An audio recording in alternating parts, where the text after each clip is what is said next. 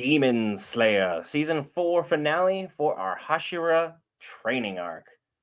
UFOTable, you did so good. Can't wait to talk about it.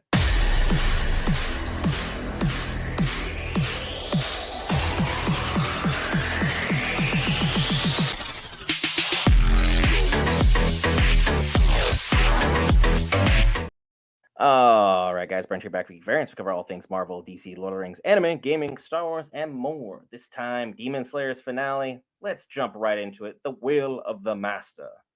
Your thoughts? Yo, first off, let's get into Muzan. Muzan, and we talked about it a little bit last week. We're gonna talk about it again this week. That walkout is smooth. Like him, Michael Jackson looking like this is a smooth criminal right here. Straight up, he walked out. Everything about the animation was just so devastating to see how much damage this man can do with just a walkout. Like the entire fan base is looking like, I don't know what to do. I don't know how to handle it. He's about to go in on whoever he's coming across. And we see that it was Ubuyashiki. He has finally found him. He's having a conversation, and Ubuyashiki's still got to say his piece before he goes because he knows that this is his end.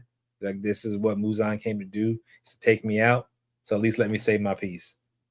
And now, as I think about it, he may have been stalling for time, waiting for the Hashira to get there, whatever.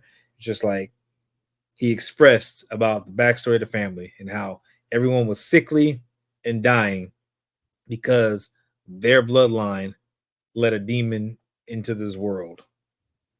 Because of that, they devoted their life, and that's why the Ubuyashikis have only married priests, because that would help save the bloodline, and the bloodline had to be dedicated to taking out Muzan, taking out the demon that has cursed their family. Because again, the young children were dying, they weren't surviving, and so that. But until when they made this alliance with the priests and made this pact to take down Muzan, they started to thrive a little bit more. Like, it wasn't as many deaths in the family, it wasn't as many, sickness, going around. So all that kind of led up to this, and that's one of the reasons why we see Ubuyashiki being sick, whatever. This is taking a toll on him. He's been sick for quite some time, but again, it's really, as we watch the episodes, it's taken more and more of a toll on him as time has went on. And this is where we get the final confrontation, the final, hey, this is what it is. You do what you do. I'm just here. Thank you for letting me say my piece, because I didn't think he was going to let me talk this long. And that's the same thing I'm saying to Brent right now, because that was absolutely fantastic. Let's get into what happens after this. So, Brent, it's on you. It's like the only other thing I'll add on about the Ubuyashiki thing was the fact that we finally learned that he is younger than Guillaume. Guillaume is 29. This master at 25 has the patience, the fortitude, and the foresight to take on a 1,000-year-old demon lord and hold him to this kind of a stalemate, and then come up with this level of strategy where he's willing to not only go out on his own terms, for a lack of better phrasing on that YouTube will allow, but also his family was entirely in on it, as was Guillaume. Everybody was in on this plan in order to bring out, the ultimate, take out the ultimate smooth criminal that we saw that Muzan is. Because look, the dude straight up probably is practicing that walk in the mirror and that look for like the last couple hundred years, just to make sure when he finally confronts his main antagonist, he's ready for his moment.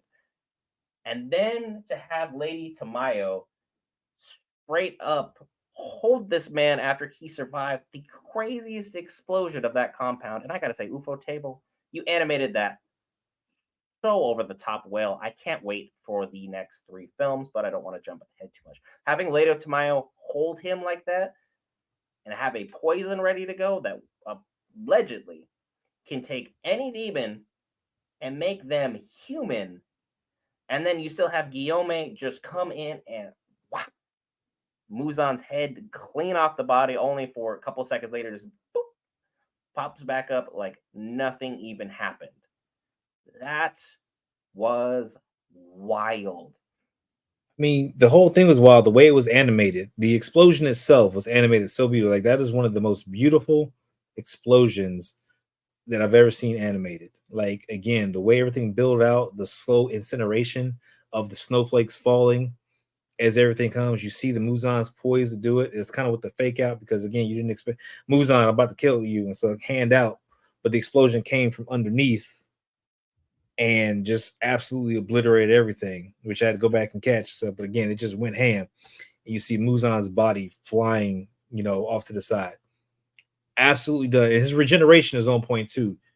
Even with the explosion and the amount of damage done, and the fact that he took out his family in the process because everybody was in on it, he didn't take everybody out because there was only 2 there. So I don't know who else was in the mansion. His other children might have survived because he had 3 more children. So I don't know yet. Muzan said he sensed 4 bodies active within the perimeter during the episode. So And so everybody's out. that was Ubujishiki, his wife, and the 2 children. Yeah, everybody is gone. Well, he still got 3 more children. Allegedly, but I'm distracting from the point. Carry on. Yeah, so I mean, there still could be somebody alive that carries on the Ubuyashiki name. So that's something that still we got to go figure out. But Muzan's regeneration ability is wild. So that's why even with this poison going to the system again, Tamayo's like, yo, straight up punch you in the gut, got the little thorn prison kind of thing going, and I don't know when this stuff is going to take effect. How fast is this poison going to work? What is it going to take to trigger it fully? Does it trigger automatically on activation of absorption? Is it going to be something where it's triggered by the slightest bit of sunlight? Does something else need to be injected in them so that it's just a slow burn over time? I don't know, but I have a feeling that it's not going to kick in until, again, plot device. He needs to get weaker for whatever fight he's going to have. So I think when him and Tanjiro finally square off is when it's going to kick in and start affecting him. And that's going to give them that. Because right now, he could body so many of them right now. All the Hashira coming in so like that, and he just slipped out like a champ. No, he gonna body several people before that poison takes effect. And I don't know who it's gonna be. I'm scared. I'm scared to see who's gonna die because I already had emotion when Rengoku passed. So, and Tengen was on the fence. You got lucky. Tengen was on the fence. He wasn't gonna make it. But Nezuko saved him. So I don't know. I read the manga. I was safe going in. I knew where my feelings were going to lie. However, now that means I just have to re-experience everything live when the movies do eventually drop. And look, having everyone show up and go ham the way they did, we should definitely give huge props to Guillaume for basically 1v1ing Muzan to at least a semi-draw. We don't know how serious he was at this moment in time, but I would assume based upon the level of anger and just tenacity he went at Guillaume with for what transpired, I'm assuming he was being semi-serious at the very least. And Guillaume was able to do that work with the weapon that is absolutely deadly beyond belief. And then we had the moment where we saw Muzan basically activated his trap card and dropped everybody in to the Infinity Castle. As they were attacking, like everyone dropped an attack. Everyone was like, yo, we're going in. Everybody activated one of their abilities, Tanjiro included. And with how fast they move with their abilities, and he still was just like, bam, trap activated. Yo, he is on one. Because being around for 1,000 years, he would hope he hasn't been able to succumb to stupidity at some point, and his plan showing no sign of it whatsoever. He had all of his pieces in play. Where he puts those pieces into play into these next coming matchups, for those who've read the manga, don't spoil it for those who are watching the anime. Just let them be surprised and experience the same emotions that we had to feel reading it, but live, so that they can have raw, uncut emotion from all this good stuff. Zenitsu was pulled in, Genya was pulled in, Inosuke was pulled in, and then all the Hashiras, aside from my boy Tengen, was not shown on screen. I genuinely hope that they left him out of it because in the manga, he's not there. So that would make ideal sense for him not to be involved, but I'm sure if they did, he would have to survive in some capacity. Yeah, we got Murata was pulled in, as well as a few other Demon Slayers. I don't know which ones, but Murata is the one that we see consistently as a member and always talking with Tanjiro and the rest of the crew. So he was pulled in as well. Yeah, it seems like everybody's being dropped into different areas, and there's going to be different little team ups at some point for these fights. So who's going to pair up with who? Who's going to find who? Because it's a survival game at this point. Like you're in Muzan's domain. All the demons, because we haven't been seeing demons run around, they're all collected in that domain. So it's gonna be a ridiculous fight from start to finish, no matter where you land, no matter which direction you go. I don't know. It's gonna be absolutely going off. UFOTable, if the animation quality is even half as good as this episode was, things are going to be popping off left, right, and center. And our butts will be center stage for those tickets when they become available, because my goodness, was that animation fantastic. There's a lot to really talk about, a lot to really speculate on. But I'm starting to think we should have a separate video for your theory crafting, because otherwise we will be here for the next 20 some odd minutes. Man, I will theory craft my butt off with this right now. I'm gonna let this stuff marinate for a little bit, and I have to come back and drop another video to talk about what I think is going to happen. As soon as, because we're probably gonna get some more information for the movies when they're gonna drop and all that stuff. And when we do, that's probably when I'll drop that video.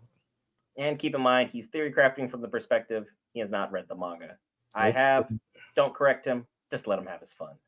That being said, what would be fun for us? Hit that lovely red subscribe button. It's in the logo directly under Will and in the red box below. Remember, once we hit 1,000 subscribers, we have tons of goodies such as these coming your way, and some potential other stuff as well if you're some of our lucky winners. So be sure to hit that subscribe button or follow on Twitch if that's your preferred method of following all of our live streams. That being said, I don't have much else to say other than UFOTable. You guys are the real heroes for this. You are worth the wait. We'll see you later on today for House of the Dragons.